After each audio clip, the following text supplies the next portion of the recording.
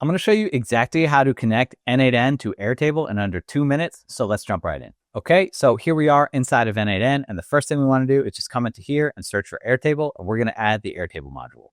Just go ahead and click whatever, it doesn't actually matter. So what we need to do is we just need to come up to this drop down here and click create new credential. And I'm going to go ahead and connect this using OAuth 2, and there's a couple things we need. We need this redirect URL, we need the client ID, and the client secret.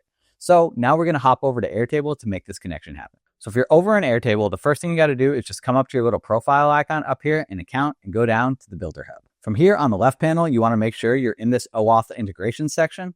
What we're going to do is we're going to register a new OAuth integration. We can just call this Build Room Test. The Build Room is my community for anyone interested in AI and automation, and it's where you can get access to all of the resources I've used to scale my AI agency to $10,000 a month. So after that, we need to come into N8n and we just need to copy the redirect URL.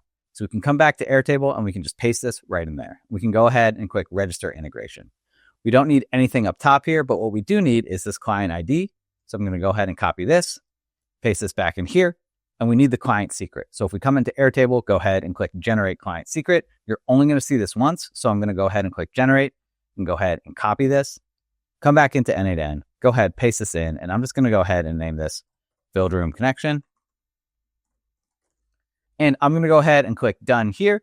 And before I connect everything, I just need to add the required scope. So I'm just going to add all of these scopes here for data and comments and the schema. I don't need the metadata. I don't need the advanced developer features.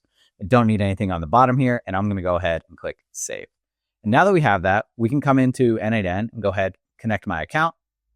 It'll pop up this access window.